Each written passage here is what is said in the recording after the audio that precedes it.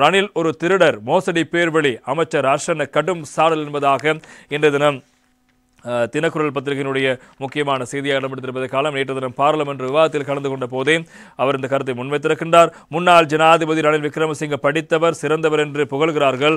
ஆனால் அவர் ஒரு திருடர், மோசடியாளர் என்று நான் கூறுகிறேன். 39 ஜனாதிபதி ஆலோசகர்களை நியமித்து அரச பணத்தை வீணடித்தவர், மோசடி செய்தவர் என்று நீதி மற்றும் தேசிய ஒருமைப்பாடு அமைச்சர் ஹர்ஷன நாணயக்கார் அவர்கள் குற்றஞ்சாட்டி இருக்கின்றார். பாராளுமன்றத்தில் நேற்று இடம்பெற்ற இந்த வரவு செலவு திட்ட விவாதத்தில் கலந்து கொண்ட போது இந்த விடயங்களை அவர் சுட்டிக்காட்டியிருக்கிறார். அரச நிதி மோசடி, வீண் விரயத்தினால் தான் நாடு அடைந்திருக்கிறது. வங்குரோத்தடைந்த நிலையிலும் கூட கடந்த காலங்களில் மோசடிகளும் அரச சலுகைகளும் குறைக்கப்படவில்லை. மக்களின் மீதே ஒட்டுமொத்த சுமையும் சுமத்தப்பட்டது.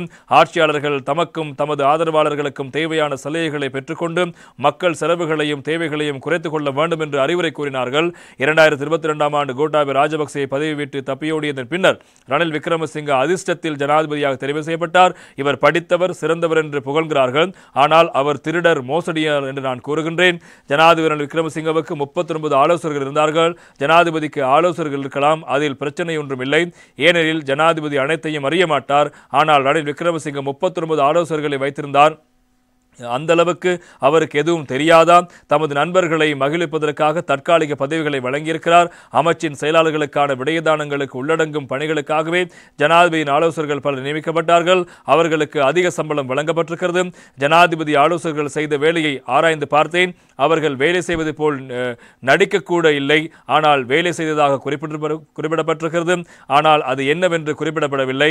அதிக சம்பளத்தையும் சலுகைகளையும் முறையாக பெற்றுக் கொண்டிருக்கிறார்கள். ஜனாதிபதி ரணில் விக்ரமசிங்க பாராளுமன்ற உறுப்பினராக பதவி வகித்த காலத்தில் ஆசு மாரசிங்க பாடசாலையில் கல்வி கற்றுக் கொண்டிருந்தார். இவருக்கு பாராளுமன்ற அலுவல்கள் தொடர்பான ஜனாதிபதி ஆலோசகராக நியமிக்கப்பட்டார். அவ்வாறாயின் இது பாரிய நிதி மோசடி அல்லவா? அதேபோல் முன்னாள் பாராளுமன்ற உறுப்பினர் வடிவேல் சுரேஷ் பெருந்தோட்ட அபிவிருத்தி மற்றும் தேசிய ஒருமைப்பாடு தொடர்பான ஜனாதிபதியின் ஆலோசகராக நியமிக்கப்பட்டார். ஆனால் அவருக்குரிய விடயதானங்கள் ஏதும் குறிப்பிடப்படவில்லை. தேசிய பாதுகாப்பு தொடர்பான ஜனாதிபதியின் ஆலோசகராக சாகல காரியவசம் நியமிக்கப்பட்டார். தேசிய பாதுகாப்பு துறையில் இவருக்கு என்ன அறிவு இருக்கிறது? ஜனாதிபதி ஆலோசகர்களுக்காக மக்களின் வரிப்பணம் அதிகம் மோசடி செய்யப்பட்டிருக்கிறது. எமது சம்பளம் பற்றி பேசப்படுகிறது.